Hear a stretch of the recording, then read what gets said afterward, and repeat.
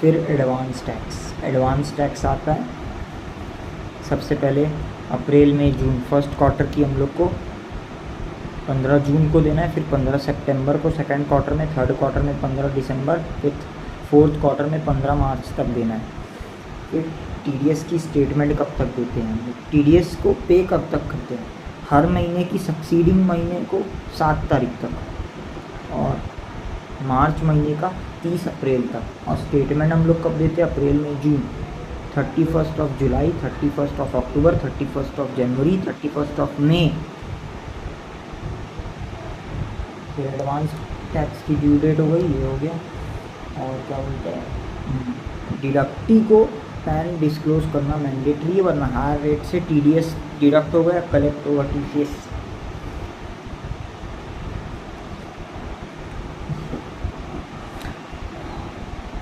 इसके अलावा आएगा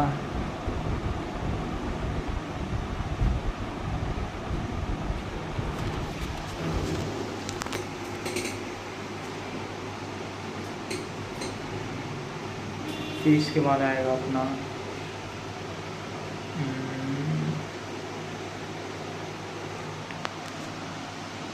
एडवांस टैक्स की पहली इंस्टॉलमेंट होती है, फिर 15%, फिर 45%, फिर 75%, फिर 100%। और पहली इंस्टॉलमेंट में इंटरेस्ट तब तक नहीं आएगा जब तक हम लोग 12% तक देते हैं। 1% per month part of the month का इंटरेस्ट नहीं आएगा। और सेकेंड इंस्टॉलमेंट में हम लोग को 45% देना, 36% भी देंगे तो चलेगा। थर्ड में 75% ही देना पड़ेगा, फोर्थ में 100% ही देना पड़ेगा। फिर हो गया एडवांस टैक्स के लिए एस्टिमेटेड टैक्स लायबिलिटी निकालना पड़ता है और एस्टिमेटेड टैक्स लायबिलिटी 10,000 या उससे ज़्यादा होनी चाहिए। और इसमें माइनस होगा टीडीएस टीसीएस का क्रेडिट, एडवांस टैक्स का क्रेडिट, रिलीफ, एएमटी का क्रेडिट। एएमटी ओल्ड स्कीम में अप्लाई होता है। एएमटी की बात है, एएमटी अदर देन कंपनीज को लगता है क्योंकि कंपनीज को मैट लगता है अंडर सेक्शन 115 जेबी। एएमटी आता है अंडर सेक्शन 115 जेसी।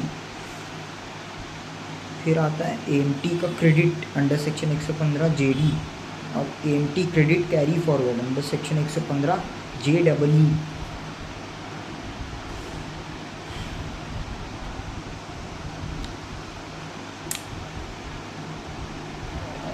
एएमटी कैसे निकालते हैं, एएमटी के लिए एडजस्टेड टोटल इनकम निकालना है। एडजस्टेड टोटल इनकम के लिए टोटल इनकम प्लस डिडक्शन